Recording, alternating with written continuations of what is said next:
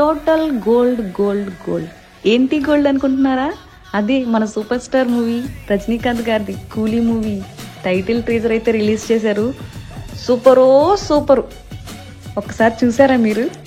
రజనీ గారి ఎంట్రీ అద్దరిపోయింది అనుకోండి. గోల్డ్ బిస్కెట్స్, గోల్డ్ గాజులు, గోల్డ్ విగ్రహాలు, గోల్డ్ వాచెస్ అండ్ మనీ కట్టలు, ఫైనల్లీ గొలుసు కూడా గోల్డేనండోయ్. అంటే అమ్మాయిలు వేసుకునే గొలుసులు కాదు, మనుషుల్ని కట్టేసే గొలుసులు.